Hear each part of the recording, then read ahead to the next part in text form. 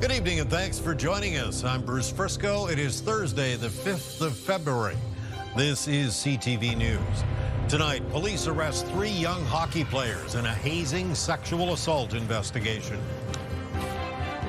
Tariff troubles measuring the growing impact on one of the region's biggest industries. And the art of healing. A Nova Scotia artist uses her latest exhibit to express profound loss. Live from our Maritimes News Center, this is CTV News. Here is Bruce Frisco. Good evening. RCMP issued an emergency alert in Digby, Yarmouth, and Annapolis counties this evening. Police say they responded to the 8800 block of Highway 101 around Brighton to reports of a dangerous man with a firearm. There have been no reports of shots fired. The suspect was last seen on foot. People in that area are being asked to shelter in place, and drivers are being warned not to pick up hitchhikers. Residents are also being asked to avoid disclosing police locations and to call 911 and report any suspicious activity. We'll update information for you as we get it. Disturbing allegations involving a Nova Scotia hockey team tonight. 3 young players are facing several serious charges, including sexual assault with a weapon. This after some kind of alleged hazing incident. CTV's Jonathan McGuinness reports. Well, the investigation began after a hockey player and a parent came here to the RCMP detachment in Bible Hill and told police about an alleged sexual assault as a result of a hazing incident. Staff Sergeant Mark Rose says they started looking into it immediately. That led to us recognizing serious criminality, serious criminal offenses had occurred. As a result, we started with multiple witness statements, which led us to identify additional victims, additional incidents and locations. 3 youths were then arrested on Tuesday. One is facing charges of sexual assault with a weapon, and assault with a weapon. A second youth is also charged with sexual assault with a weapon, and assault with choking. The third is facing 1 charge of sexual assault with a weapon. Police say the first incident that was reported happened at a team function outside of a hockey setting, and that other incidents happened at different locations. A hazing incident that's gone into the criminal element, and that's what the RCMP is investigating. We're not investigating hazing, we're investigating serious criminal offenses. Hockey Nova Scotia tells CTV News it was also informed on January 30th, saying in a statement, Hockey Nova Scotia was made aware of a maltreatment allegation involving a minor and immediately reported it to the RCMP and Hockey Canada's independent third party. The sport's governing body in the province has suspended the Truro area team. Hockey Canada is refusing to comment. The 3 players arrested have been released. Police say more charges could be coming and there could be more victims. Staff Sergeant Mark Rose is asking anyone who has information or anyone who has been affected by this incident to come forward and contact police. Jonathan McGuinness, CTV News, Bible Hill, Nova Scotia. The convicted former CEO of the region's children's hospital was back in court before an appeal judge today. Tracy Kitch has filed an appeal on her verdict after being found guilty back in September for defrauding the IWK by charging more than $30,000 worth of personal expenses to her corporate credit card. She was CEO between 2014 and 2017, and the money was eventually paid back. Yesterday, you'll recall, she was sentenced to 9 years in jail, 2 years probation. Today, the judge said he was surprised to learn the Crown needed time to prepare for the merits of the appeal. So the case was pushed back until next Tuesday. The voice of one of the victims was heard in court today at the Jansen Baker double murder trial. Friends and family of Bernard and Rosemarie Saunier sat motionless as phone recordings were played, including one between Bernard and Jesse Logue, who'd been arrested 10 days before the killings. A publication ban prevents reporting the details, but the focus of the conversation was said to be the Saunier's son, Silvio, who was involved in the drug trade and was a suspected police informant. Jansen Baker has pleaded not guilty to 2 counts of first-degree murder.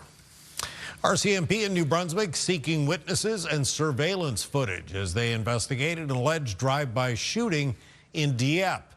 Mounties say this involved a residence on Denny Street on the 28th of January between 12:30 and 1:30 a.m. No one was injured in that incident.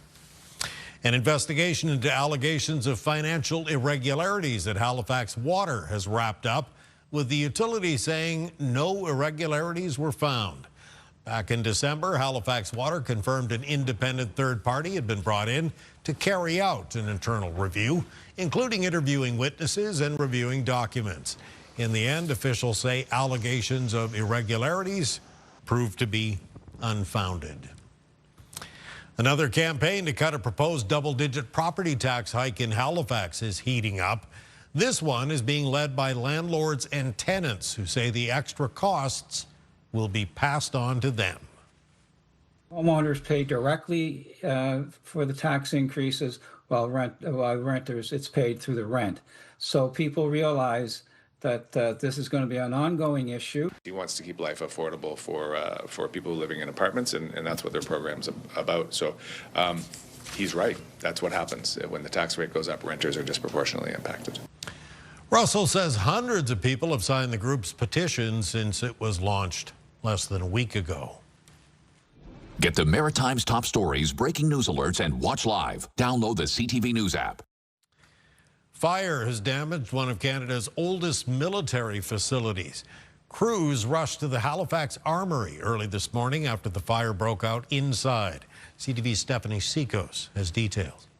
Just after 4 this morning, firefighters from both Halifax and the Department of National Defence responded to a fire at the historic building. Due to the open concept, mainly of the armories, and it appears that the fire had been burning for a while. The fire resulted in surrounding streets being closed during the morning rush hour.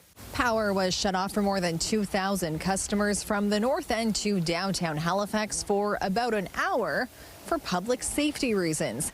The outage was then isolated to just the building. It's a very old building, so legacy construction, very heavy timbers and stuff, which really sort of in some ways works in our favors, in other ways doesn't.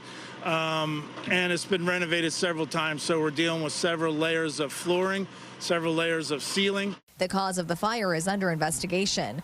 Stephanie Seacos, CTV News, Halifax. A fascinating discussion at the Dalhousie Law School tonight focused on the last man executed in the city of Halifax. After 2 trials and appeals up to the Supreme Court of Canada, he was executed by hanging on March 7th, 1935. Sizable crowd turning out for the public event, re-examining the case of Daniel Sampson. A member of the celebrated No. 2 Construction Battalion in the First World War, he was twice convicted in the stabbing deaths of 2 young brothers named Heffernan, who were found by some railroad tracks in Chain Lake in 1933. The case went all the way to the Supreme Court, but the conviction stood, and the penalty was never in question. Sampson was hanged behind the courthouse on March 7th, 1935. Some of his descendants are convinced he was wrongly convicted and argue new evidence proves it. Over the last couple of years, I've been able to identify at least 16 pieces of new evidence, probably the biggest of which is a purported confession by Daniel P. Sampson that we now believe was forged. If the case feels familiar to you, you may remember some special reports CTV Atlantic did in the fall of 2017, including arranging this, the first ever meeting between the Heffernan and Sampson families. The Sampsons had never spoken publicly before them. Family members revealed that Daniel seemed different after returning from his military service. The TV exposure also prompted the Last Post Fund to install a grave marker for Sampson, who is buried in the very same cemetery as the young brothers. We're getting a better sense of how hard U.S. tariffs are hitting the lumber industry around here. The head of the Forest Products Commission facing questions from New Brunswick MLAs today. CTV's Laura Brown has more. with Maine and the tariffs. Tim Fox leads the Forest Products Commission, a liaison of sorts between the province, saw and pulp mills, and wood marketing boards. Constantly communicating with all three gives him a sense of how the industry is doing overall. And it's not a rosy picture. Obviously, our sawmills were impacted by the tariff situation, and that's spilling over into the private woodlot sector as well. So I mean, there's a ton of challenges out there, and markets are not great on top of that. David Kuhn remains concerned about the future of private woodlots. He acknowledged that the large forestry companies who are licensed to cut on Crown land are competing against private wood producers for private wood on private land, and that's causing the allowable cut to be exceeded for private lands. Fox believes there isn't one single solution. I'm trying to find some ways to build stability into the system. That's probably the big thing. Obviously, if our federal government is in a position and they're able to negotiate some kind of a settlement with the softwood lumber issue, then that would help. But it's just so uncertain right now. Laura Brown, CTV News, Fredericton. The Holt government is ending its presence on the social media platform X. In a post, Premier Susan Holt said the government will stop using the platform for routine communications. The decision comes after the province's child and youth advocate wrote that X has refused to, quote, rein in the use of its platform for the sexualization and exploitation of children. The platform's AI tool, Grok, allows users to alter images. That said, the province still might use X in the case of emergencies. Still to come tonight, Kaylin's full forecast, and we'll take a look at the growing problem of counterfeit cash that has been turning up in our region. Coming up next, though, new possibilities. It's the right investment for NB Power, and it's the right investment for our customers to make sure we keep rates affordable. From providing power to help with cancer care, Point Lepreau may be undergoing a transformation. Details are next. Come on back.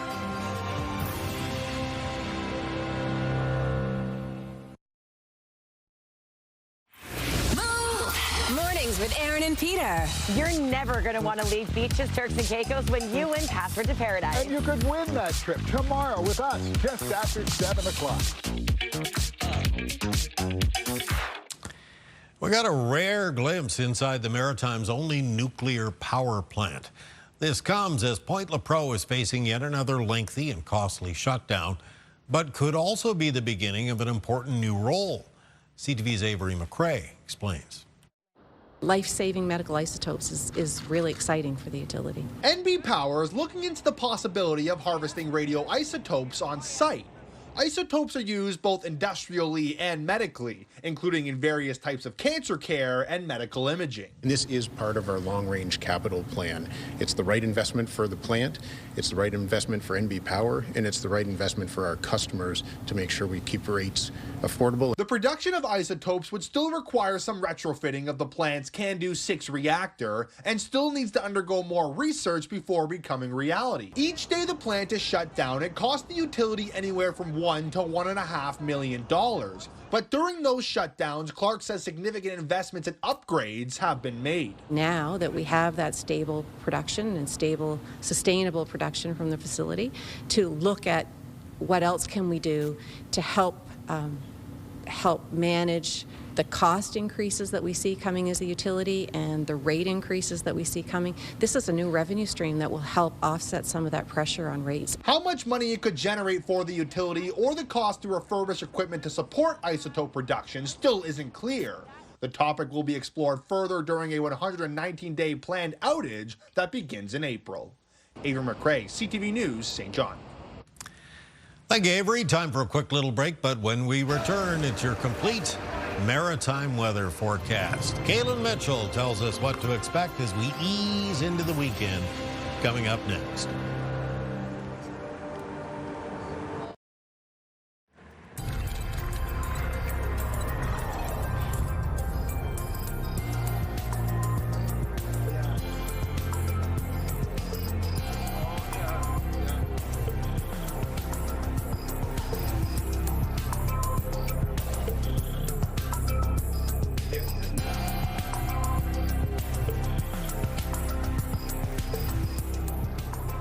Okay, Thursday night, 5th day of February. I hear it might be World Meteorological Day. Let's not talk about that, Bruce. I'm not sure I want to attract any more attention to myself nowadays, especially with those just after Groundhog Day and that whole debacle. Snowstorms. I'm just going to try and fly under the radar.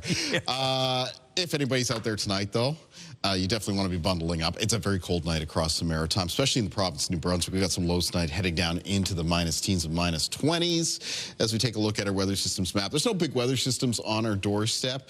I've actually seen some clearing as we've gone through tonight, and some clearing in the forecast for the remainder of the night and for tomorrow as well. In the forecast, Prince Edward Island, Nova Scotia, expected to get over to a mix of sun and cloud, and for New Brunswick, looking mostly sunny for tomorrow. As far as the wind direction goes, a little bit of change when it comes to that. Tonight, the winds out of the north and northwest. Tomorrow's winds, though, will be out of the northeast, and they'll be sustained 10 to 20 kilometers per hour, and we'll get some gusts between 20 and 40. Keep those winds in mind. They're not overly strong, but they are a little bit breezy, and the temperature is going to be quite cold, especially during the morning, so you want to dress for that little bit of wind being around, a little bit of a wind chill factor. Here's a look at the low temperatures in the forecast for tonight. So many areas in New Brunswick tonight, we'll see low temperatures fall into a range around minus 18 to minus 23. Some parts of the west of New Brunswick actually seeing some lows tonight fall closer towards minus 25. For Prince Edward Island tonight, looking at low temperatures near minus 16 for many communities. And in Nova Scotia, most of the low temperatures between minus 10 and minus 16, minus 18 in Amherst. And in Cape Breton tonight, low temperatures between minus 8 and minus 12. And these will be pretty close to temperatures you start the day with tomorrow as well if you're heading out the door just as the sun rises or shortly after sunrise. High temperatures in the forecast for Friday for communities in the north of New Brunswick between minus 8 and minus 10.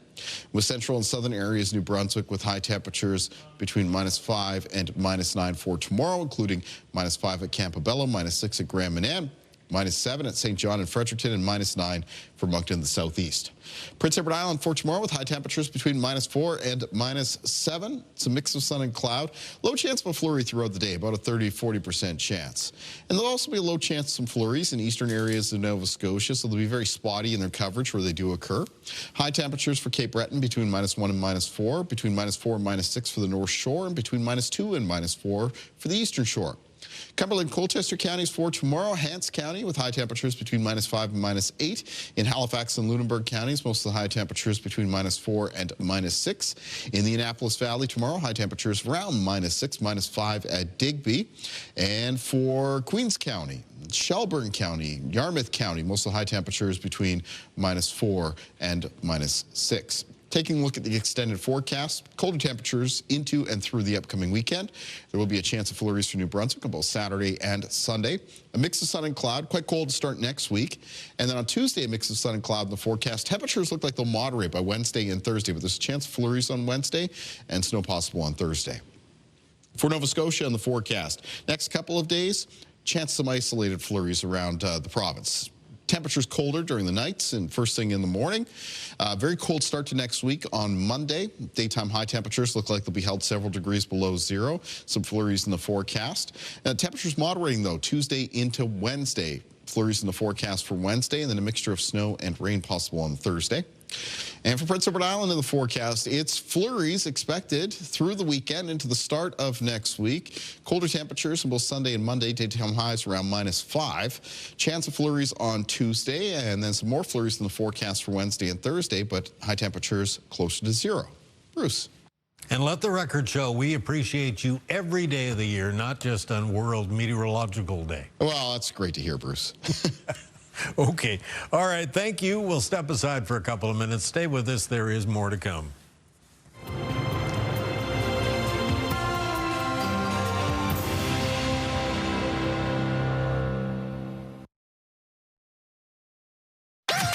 The #1 morning show in Halifax. Turk, Megan, and Amateur Alex. And home to the biggest artists. Halifax's #1 hit music station. 101.3 Virgin Radio. Just before we go any further, a quick update about our top story. We told you about that emergency alert issued in parts of Nova Scotia about a man with a firearm. Police now saying they do have a suspect in custody, and the alert has been canceled. RCMP again warning Canadians to keep an eye on their money. Fake bills have been circulating around the country, including here in our region. Here's CTV's Vanessa Wright with more on how to spot a fake and what to do if you do find one. Nova Scotia RCMP have received at least 8 separate reports of high-quality counterfeit $50 bills in the last month alone. Where we see an increase like that, especially in a short amount of time, we wanted to make sure that Nova Scotians were aware of that and retailers were aware of that so that they can take precautionary measures and check cash that might be coming into their business. This Halifax McDonald's letting customers know they're not accepting any $100 bills because of it. Halifax's Chamber of Commerce says businesses shouldn't let their guard down.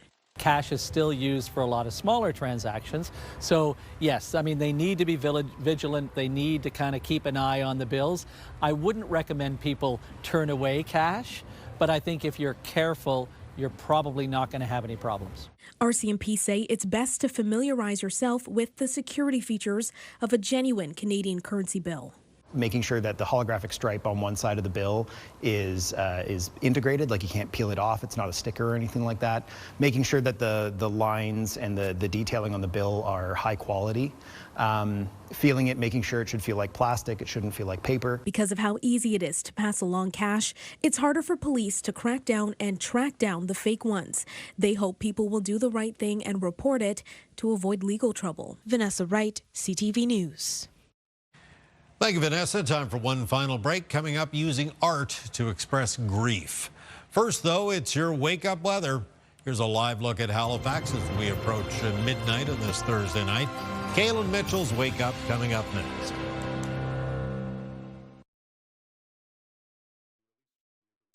Hey, how about that? It's Friday morning. Let's kick it off with the wake-up weather and Kaylin. Yeah, and a colder morning than many that we've had this week. Here's a look at the temperatures you can expect to start off the day with in Friday. You can see down in the minus double digits, minus teens, minus 20s in areas of New Brunswick. Fairly clear conditions, though, around many parts of the Maritime to start the day for tomorrow. That's one thing we have going for us on Friday is there should be a decent amount of sunshine around the region. A bit more of a mix of sun and cloud for Prince Edward Island, eastern areas of Nova Scotia, where there will be a low chance of some flurries throughout the day. Bruce.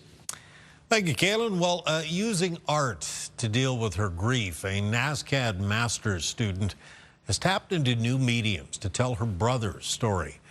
As CTV's Brianne Foley shows us tonight, it really is what it is. It's like letters to my brother. Vanessa Eufola received the best news and the worst news hours apart. On the day that I got into the Master of Fine Arts program at NASCAD University, my brother died.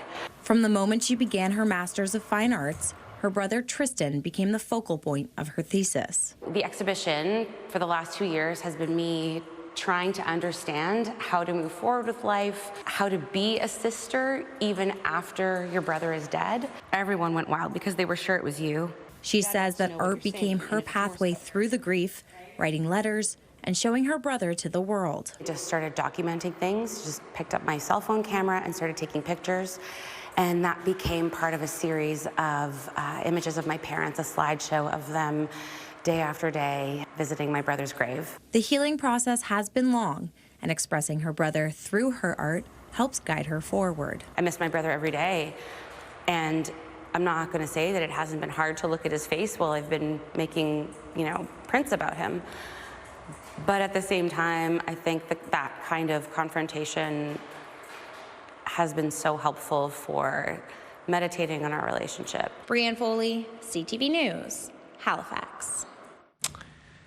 Thank you, Brianne. That is your late news for tonight. Just a reminder, if you tuned in a little late this evening, you'd like another look at anything you've seen, ctvnewsatlantic.ca is always your home for news. I'm Bruce Frisco. Thank you for staying up late with us tonight. Have a good evening. We hope to see you again tomorrow.